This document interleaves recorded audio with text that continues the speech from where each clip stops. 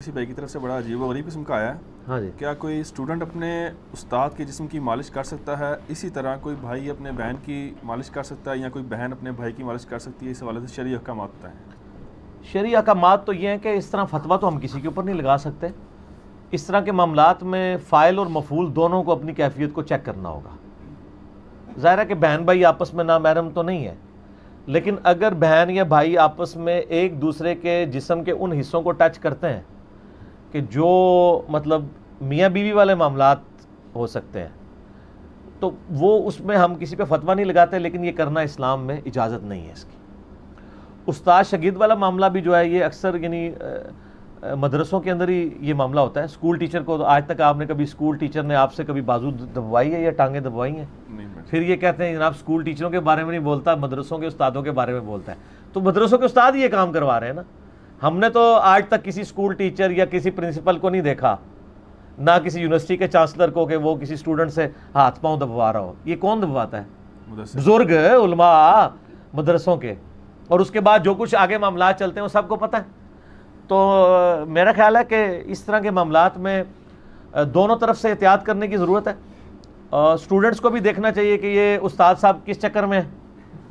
استاد صاحب نے تو کوئی نہیں دیکھنا کہ میں کس چکر میں ہوں، کیونکہ وہ اس چکر میں ہیں تو وہ یہ کام کروا رہے ہیں. اور جو نہیں کروا رہا، کیا ضرورت ہے شاگردوں سے دبوانے کی؟ اور یہ ان سے پوچھیں کہ کیا دنیا پوری سب دبوا رہی ہے ایک دوسرے سے؟ یہ کوئی ایسی ایکٹیویٹی کی جو کروانی ہوتی ہے؟ چلو پانی تو بیسک نیڈ ہے، کھانا پینا بیسک نیڈ ہے، تو دنیا میں کتنے پرسنٹ لوگ ہیں جو دبواتے ہیں؟ آپ نے زندگی میں اپنے آپ کو کتنی بار دبوایا ہوگا؟ شادی سے پہلے، شادی کے بعد تو شاید کبھی دبوا لیا ہو وائف سے. ہے جی؟ اچھا پڑھ دیں، ایک دو دفعہ کو واقعات ہوئے ہونے نے. تو کون دبواتا ہے یار؟ اس طرح کوئی ٹائم نہیں ہوتا. ان کے پاس چونکہ ایک فیسلٹی اویلیبل ہوتی ہے دبوانے کی، اس لیے ان کو ایک عادت پڑی ہوئی ہوتی ہے.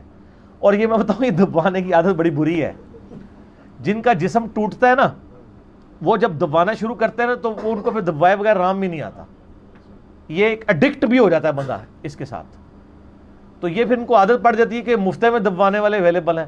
ویسے میں ان کو مشورہ دوں گا کہ جس کو یہ شوق ہے نا دبوانے کا، یہ دبانے والی مشینیں بھی آ گئی ہیں اور بڑی سستی ہیں، اور یقین کریں وہ تھکتی بھی نہیں ہے. آپ چارج کر لیں، جب تک چارجنگ ختم نہیں ہوگی ان کے ہاتھ بھی ڈھیلا نہیں پڑے گا. شاگرد تو 10 منٹ دبوائے گا، پھر آہستہ آہستہ وہ چھوڑ دے گا. مشین نہیں چھوڑنے لگی.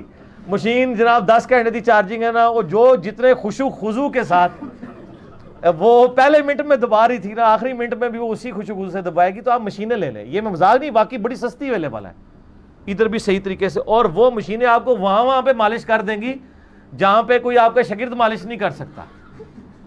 ہر جگہ پہ مالش کر دیں گی آپ کو. بعض کا ہاتھ نہیں ڈال رہا ہوتا، ایسی جگہ ہوتی ہے، تو وہ آپ بڑی بہترین یعنی اویلیبلٹی موجود ہے.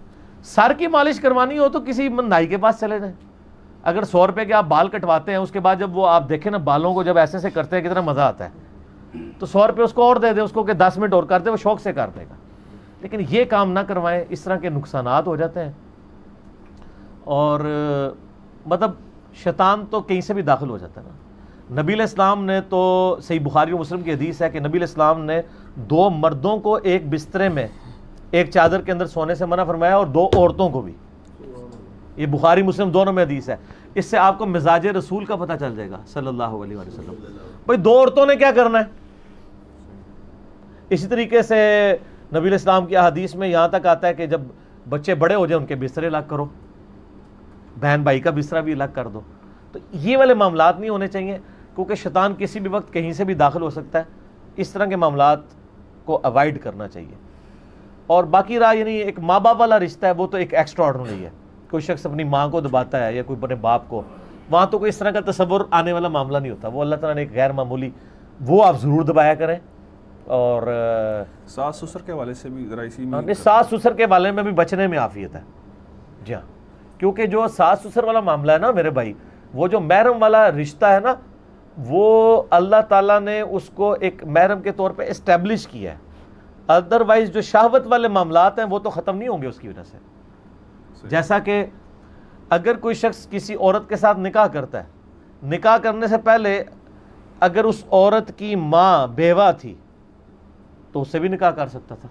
اس کے لیے تو اس وقت وہ بھی غیر محرم تھی.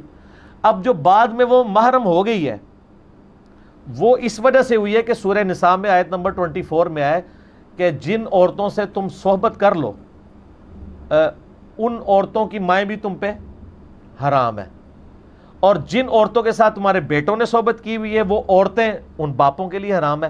حرام ضرور ہوئی ہیں لیکن شہوت والا معاملہ تو ختم نہیں ہوا۔ یہی وجہ ہے کہ آپ دیکھیں عرب میں کیا تھا، جب باپ مرتا تھا تو جتنی باپ کی بیویاں ہوتی تھیں وہ بڑا بیٹا قابض ہو جاتا تھا، معاملات ادھر ہی چل رہے ہوتے تھے نا، وہ اسی طریقے سے چلتے رہتے ہیں۔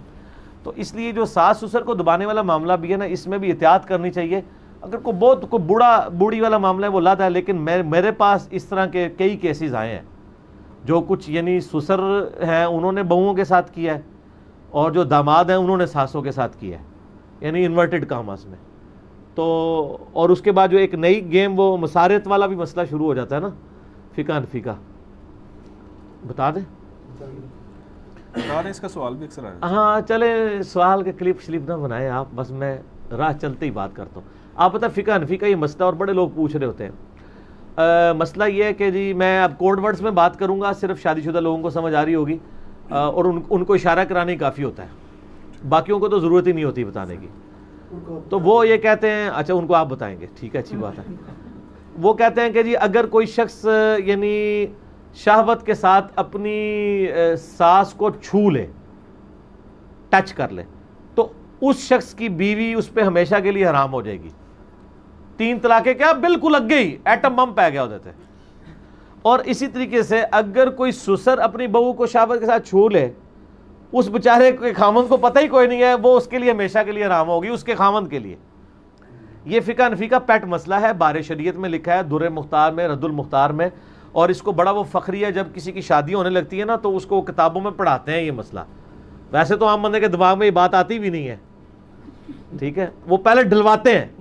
قدوری شریف، پنجابی میں کہنا قطوری شریف، اچھا جی، اور قدوری شریف اس طرح نہیں مسائل لکھے نا، کتے سے، گدے سے، یہ وہ۔ 5ویں کلاس کا بچہ، سانو جناب یونیورسٹی پہنچ کے بھی یہ گلا نہیں سن پتا، 5ویں سال کا بچہ آپ جا کے مدرسے میں چھوڑتے ہیں، وہ قدوری بدماش پڑھا دیتے ہیں اسے، اس کو یہ سارے مسئلے ایجوکیٹ ہونا شروع ہو جاتا ہے۔ تو یہ مسارت والے بھی معاملات، اور صحیح بخاری میں امام بخاری نے باقاعدہ پورا چیپٹر بنا کے ان چیزوں کو کنڈیم کیا ہے کہ یہ سب کے سب جعلی مسائل اخذ کیے گئے ہیں۔ قرآن و سنت میں اس کی کوئی دلیل موجود نہیں ہے۔ قرآن پاک نے حرمت والے رشتے ہمیشہ سے بتا دیے ہیں اور کس وجہ سے ہوتے ہیں۔ اگر کوئی شخص کسی کے ساتھ انٹر کورس والا معاملہ کرتا ہے اس کی وجہ سے، اور جو اس طرح کا یہ معاملات ہوتے ہیں یہ تو جبریہ ہو رہے ہوتے ہیں، اور جبریہ اگر کسی کے ساتھ کوئی معاملات ہو جاتے ہیں یا کوئی جان بوجھ کے بھی کر لیتا ہے اس طرح کے معاملات سے، وہ نہ وہ بیوی اپنے خامند کے عقد سے نکلتی ہے اور نہ وہ اس کے خامند کے عقد سے اس کی بیوی نکل جاتی ہے۔ اور لوگ بلکہ اس سے بھی آگے انہوں نے انجینئرنگ کی ہے کہ جی کوئی شخص جو ہے وہ غلطی سے اس کا ہاتھ، یعنی وہ شہوت کی حالت میں تھا، اس نے ہاتھ رکھنا تو بیوی پہ تھا، غلطی سے رات کے اندھیرے میں بیٹی پہ پڑ گیا تو اس کی بیوی ہمیشہ کے لیے اس پہ حرام ہوگی۔ ہاں یہ مسئلہ لکھا ہوا ہے، نہ نکلے وہ مفتی صاحب پیچھے بیٹھے تھے کیمرے تو بچ کے، تو ان کیمرہ مفتی صاحب سے پوچھ لیں کہ کیا فقہ حنفی کا یہ پیٹ مسئلہ نہیں ہے، اور بڑا وہ فخریہ بتا رہے ہوتے ہیں کہ جناب یہ مسئلہ پتہ جے جی شادی ہوتی ہے نا انہوں دس دینا پتہ جے قطوری شریف تو انہوں دسیے، ٹھیک ہے۔